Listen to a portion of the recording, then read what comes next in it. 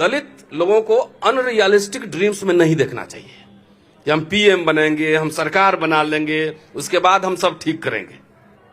Black ने कभी PM बनने की लड़ाई नहीं लड़ी, लेकिन ओबामा पीएम बन गए, प्रेसिडेंट बन गए, सॉरी। यहां पे जब से दलितों में नशा चढ़ा है कि हम सरकार बना लेंगे, हुक्मरान बनेंगे, सेम टाइम उठाकर देखिए पब्लिक इंस्टीट्यूशन का प्राइवेटाइजेशन शुरू हो गया है।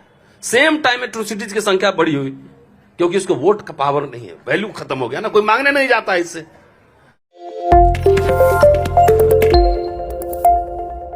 बहरहाल जब प्रकाश जी ने मुझे फोन किया कि आना है, मैंने कहा पक्का क्योंकि मेरे से आजकल जो मैं बोलता हूं तो बहुत लोगों की भावना आहत हो जाती है, बहुत लोगों को कष्ट होता है, और मैं इसी के लिए बोलता हूं।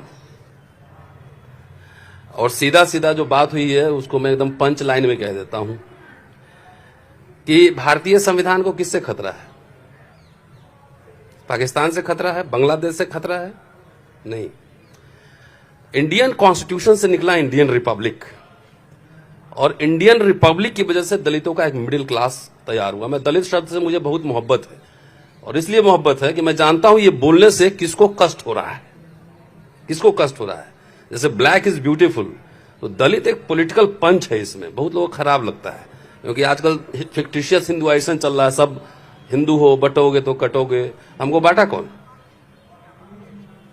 सुधरना किसको है? मुझे थोड़ी सुधरना है, जो सत्ता के शीर्ष पर बैठा है सुधरना उसको है। तो सीधा और सीधा कहिए, सीधा घुमा फिरा के नहीं। इंडियन रिपब्लिक पे और कॉन्स्टिट्यूशन पर हिंदू राष्ट्रवादियों ने हमला बोला है, और कौन है? वो आरएसएस है। जब संविधान लागू हुआ, सबसे पहला विरोध किसका था? संसद के अंदर विरोध नहीं था, संसद के बाहर ऑर्गेनाइजर में जाकर लेख, 4 दिन बाद लेख छप गया कि भारतीय मिजाज के हिसाब से नहीं है। तो आप कौन सा संविधान लागू करना चाह रहे थे? सीधा सीधा मनुस्मृति। तो ये तो खास तौर से भारत के जनता को सीधा लाइन ड्रॉ करना पड़ेगा। देखिए, जवाहरलाल नेहरू, अंबेडकर में बहुत सारे मतभेद थे, लेकिन तब भी एक मॉडर्न रिपब्लिक बनाने पे दोनों सहमत थे। जितने पार्लियामेंट में सिंबल बने वो सब बुद्धा से आया, अशोक से आया, अशोक चक्र तमाम। लेकिन ये सिंगल लाने की क्या जरूरत है? वो सिर्फ प्रतीकों का बदलाव नहीं है, वो वैल्यू सिस्टम का चेंज है। और इसलिए मैं खुल के कहता हूं कि आरएसएस से संविधान को बचाना है, बीजेपी से बचाना है संविधान को, राइटिस्ट फोर्स है, इससे बचाना है। और संविधान खत्म करने की कभी घोषणा थोड़ी होगी, उसके प्रावधान खत्म कर दिए जाएंगे। आखिर ये मिडिल क्लास का फॉर्मेशन इंडियन रिपब्लिक से हुआ है। आप बताइए साहब, भारत जब आजाद हुआ तो भारत एक गरीब मुल्क था। आप भी गांव में पढ़े होंगे, सरकारी स्कूल में, हम भी पढ़े सरकारी स्कूल में। बिना पैसा गरीब मुल्क ने मुफ्त में शिक्षा दी, मुफ्त में। यूनिवर्सिटी खुले, आईआईटी खुले, मेडिकल कॉलेज खुले, और आज तक मोदी साहब कह रहे हैं कि 5 ट्रिलियन इकोनॉमी हमारा है। तो इतना अमीर हो गए तो शिक्षा महंगी क्यों हो गई?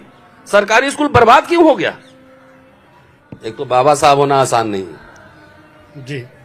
जब उनका परिनिर्वाण हुआ तो कर्जदार थे। मैं पुनः उसी पॉइंट पे आता हूं, तब इस पे आऊंगा। जिन्ना में और हिंदू महासभा में क्या अंतर था? मुस्लिम लीग, हिंदू महासभा, इन दोनों को एक दूसरे से कोई समस्या नहीं थी, भले तुम अपना ले लो, हम अपना ले लो।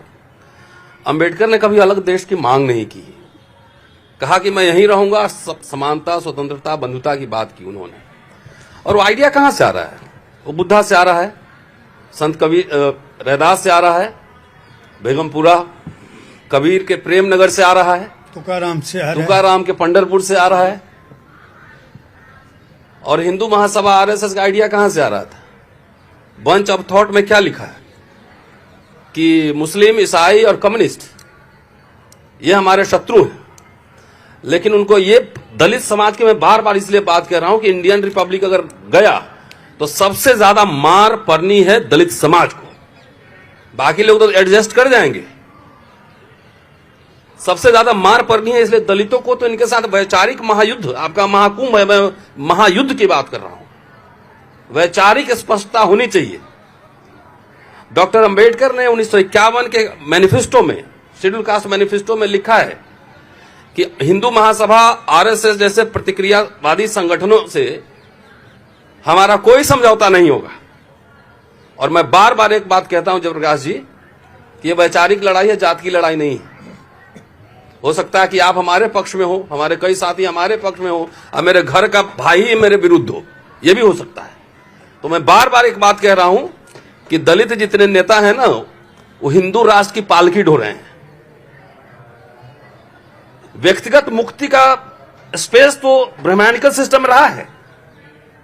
मौर्य कोई क्षत्रिय थोड़े थे, गुप्त कोई क्षत्रिय थोड़े थे, लेकिन राजा बने। व्यक्तिगत मुक्ति का स्पेस हर समय रहा है, लेकिन it was expected from the king to uphold the varnashrama dharma. ये साहित्य ही कह रहा है, संस्कृत साहित्य कह रहा है कि राजा का काम है वर्णाश्रम धर्म की रक्षा करना। अब बिहार में देखिए जीतन राम मांझी है, आप चिराग पासवान है, एक सीट दे दो किसी तरीके से, यह अंबेडकरवाद है। अभी महाराष्ट्र के जो मंत्री बने हुए हैं, क्या नाम है उनका सर, मैं नेता का नाम कम याद रखता हूं, रामदास अठवले साहब हैं। कहीं अगर सीधा मैनेज नहीं हो रहा है तो इनडायरेक्ट मैनेज कर ले रहा है, इनडायरेक्ट मैनेज कर रहा है। तो अंबेडकर, नेहरू, आप एक बात बताइए, दलित समाज को सोचना होगा कि इंदिरा गांधी जब जमींदारी का उन्मूलन कर रही थी तो दलितों के पास कोई जमींदारी था क्या? उसका फायदा किसको हुआ? प्रिवी पर्स अगर खत्म कर रही थी, ये तो कांग्रेस वाला लोग भी नहीं बोलता है, हम लोग तो एकेडमिशियन एक्टिविस्ट है, सही बात बोल देते हैं कि जब प्रिवी पर्स खत्म हुआ तो दलितों के कोई राजे रजवाड़े थे कि उनका प्रिवी पर्स खत्म हो गया।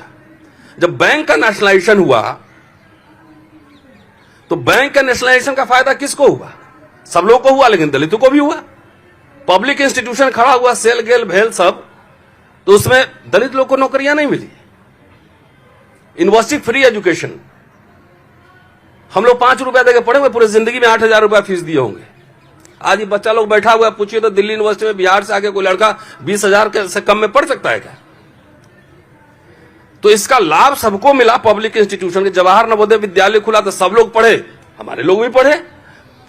मोदी जी 10 साल में दलित नेता सब बताए कि कितने यूनिवर्सिटी खुले हैं और कितने स्कूल बंद किए गए।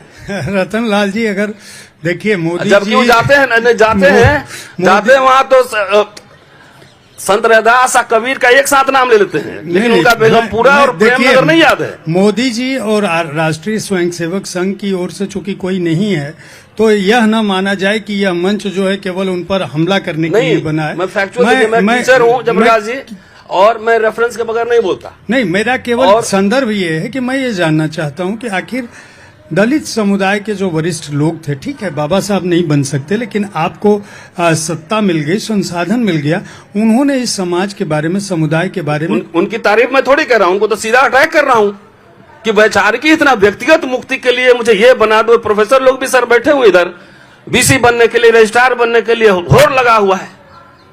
अरे भैया, जब एक शहर पे कोई बम गिरता है ना तो वो मंदिर दिखता है नहीं, मस्जिद दिखता है। जब निजीकरण हो गया, मैं अपने कॉलेज के चौकीदार जो सिक्योरिटी गार्ड होते हैं, मैंने पूछा कि कितना तनख्वाह मिलता है, तो 12, 14, 15,000। और सरकारी चौकीदार रहता तो कितना मिलता है? 70,000। तो जो प्राइवेटाइजेशन एक्सटेंसिव हो रहा है, पब्लिक इंस्टीट्यूशन बर्बाद किए जा रहे हैं, इसका मतलब है कि इंडियन रिपब्लिक पे हमला है, पब्लिक इंस्टीट्यूशन पे हमला है। और अंबेडकर, जवाहरलाल नेहरू के आइडिया से डिपार्चर हो रहा है पूरा। इसीलिए मैंने कहा वैचारिक महायुद्ध है। सारे पब्लिक इंस्टीट्यूट में मेरा बेटा पढ़ सकता है, मान लो मॉडर्न स्कूल में। हम सरकारी स्कूल का हालत आप देख लीजिए, कॉलेज यूनिवर्सिटी का हालत देख लीजिए। मैं दिल्ली यूनिवर्सिटी में पढ़ा हूं, माल रोड जुबली हॉल से कमला नगर पैदल चले जाते थे, वीसी साहब मिल लेते थे, नमस्ते भी कर लेते थे। आज हर जगह बैरिकेडिंग है, आप प्रिंसिपल से नहीं मिल सकते हो, वीसी से नहीं मिल सकते हो। यूनिवर्सिटी का मतलब यह है। What is the idea of university?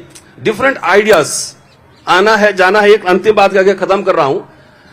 Democracy को कैसे और संविधान को कैसे मानेंगे? डॉक्टर अंबेडकर का बार काउंसिल में एक भाषण है 1955 का, सिर्फ पॉइंट बोल दे रहा हूं। 7 चीज उन्होंने बताई थी कि 7 शर्तें होंगी किसी भी डेमोक्रेसी को सफल होने के लिए। पहला, समाज में भयंकर असमानता नहीं हो। अब 5 किलो 80 करोड़ को दे रहे हैं। दूसरा, मजबूत और सुरक्षित विपक्ष, जो हालत है देख रहे हैं विपक्ष का क्या हो रहा है। तीसरा, कानून और प्रशासन में समानता। Show me your face, I will show you the rules. यहां कह रहे हैं समानता होनी चाहिए, यहां पे नहीं। संवैधानिक नैतिकता, कॉन्स्टिट्यूशनल मोरालिटी, बहुमत द्वारा अल्पसंख्यक पर अत्याचार नहीं। छठा, समाज की नैतिकता, और सात बात जन चेतना। इस 7 कसौटी पे आप खड़ा कर लीजिए कि पिछले 10-20 साल में हम कितना डिटोरिएट किए हैं और कितना आगे बढ़े हैं, तभी तो संविधान को समझ में आएगा ना। संविधान पे हमला करने वाले कौन हैं, उनकी वैचारिकी स्पष्ट होनी चाहिए। अमृत जो मंथन हुआ था तो किसी के देवताओं के पास अमृत गया था, अब विष जो है असुरों के पास है। तो अभी तो अमृत काल चल रहा है, तो विष मिलना है दलितों को। अमृत जो पा रहे हैं हम लोग देख रहे हैं। नंबर 1, आप सीधे सीधे हमलावर हैं।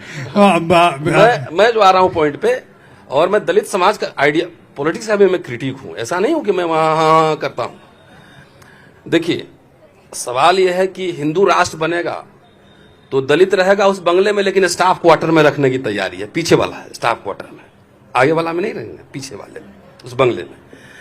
दलित को सीधा और सीधा पब्लिक इंस्टीट्यूशन बने रहे, इसके पक्ष में खड़ा होना चाहिए। मैं तो कहता हूं भारत के हर नागरिक को खड़ा होना चाहिए, कि उसी से आपकी इंटरेस्ट, आपका सब कुछ, मुक्ति आपका उस रास्ते है। और राइट विंग फोर्सेस से दूर रहना चाहिए पब्लिक इंस्टीट्यूशन। और अनरियलिस्टिक, ब्लैक्स का भी रेफरेंस आया, मैं ब्लैक से ही एग्जांपल देकर खत्म करता हूं अपनी बात, कि दलित लोगों को अनरियलिस्टिक ड्रीम्स में नहीं देखना चाहिए कि हम पीएम बनेंगे, हम सरकार बना लेंगे, उसके बाद हम सब ठीक करेंगे। ब्लैक ने कभी पीएम बनने की लड़ाई नहीं लड़ी, लेकिन ओबामा पीएम बन गए, प्रेसिडेंट बन गए, सॉरी।